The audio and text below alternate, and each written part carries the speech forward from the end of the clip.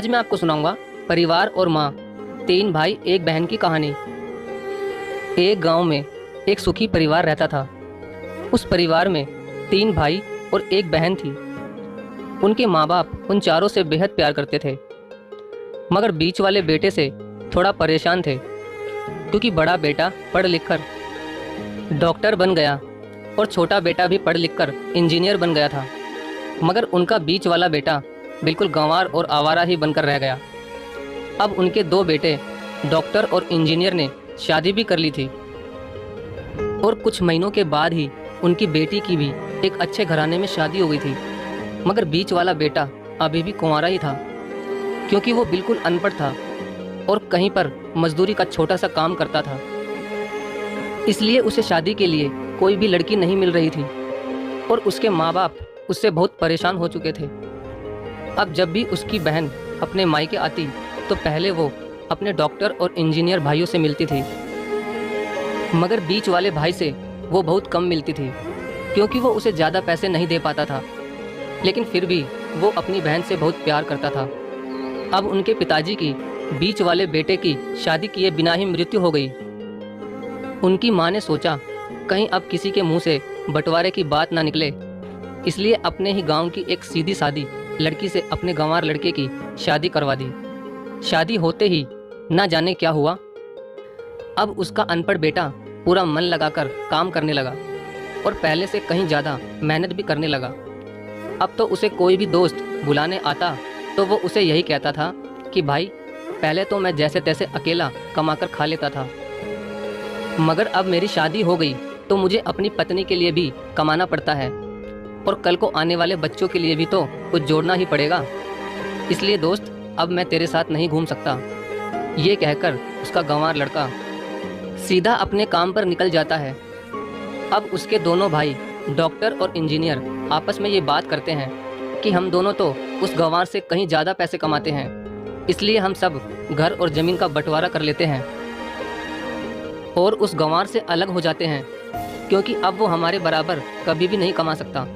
इसलिए उन दोनों भाइयों ने अपनी माँ के लाख मना करने के बावजूद भी बंटवारे की तारीख तय कर दी, और उन्होंने अपनी बहन को भी बुलवा लिया और अपने गंवार भाई से भी कह दिया कि आज तुम अपने काम पर मत जाना, क्योंकि हम सब आज घर और ज़मीन का बंटवारा करेंगे।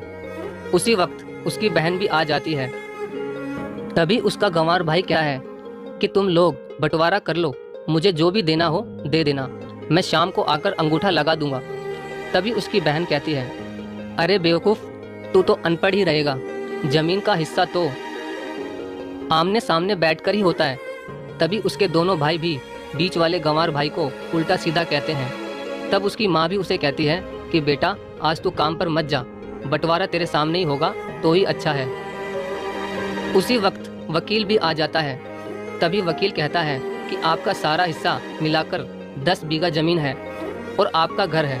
अब ये बताओ कि किसको कितना हिस्सा देना है, मैं उसी हिसाब से बंटवारे के कागज़ बना दूंगा।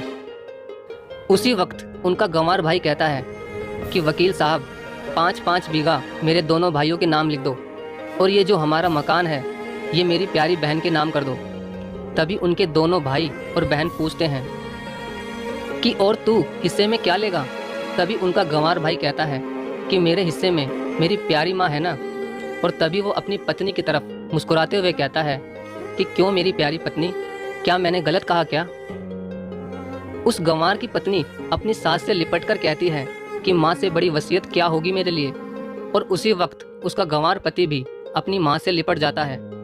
गंवार बेटे बहू के इसी प्यार ने जमीन जायदाद के बंटवारे को एक सन्नाटे में बदल दिया।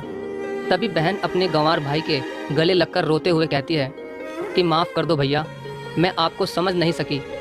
तभी उसका भाई कहता है कि मेरी प्यारी बहन, इस घर में जितना अधिकार हमारा है उतना ही अधिकार तेरा भी है, और रही बात बंटवारे की, तो बंटवारा नहीं करने से हमारा जीवन रुक तो नहीं जाएगा। क्यों करते हैं हम बंटवारा? क्या हम एक साथ मिलकर नहीं रह सकते, जैसे हम बचपन में मिलकर रहते थे? एक साथ मिलकर रहने को ही तो कहते हैं एक अच्छा परिवार, और उस अच्छे परिवार को संभालती है एक माँ। तभी उसके दोनों भाई भी बहुत शर्मिंदा होते हैं और वो बंटवारे के सभी कागज फाड़कर फेंक देते हैं। और उस दिन के बाद से ही उनका पूरा परिवार खुशी खुशी एक साथ ही रहने लगा। तो दोस्तों, ये थी परिवार और माँ की एक सच्ची कहानी। अगर आपको वीडियो अच्छी लगी हो तो प्लीज़ वीडियो को लाइक और शेयर ज़रूर करें।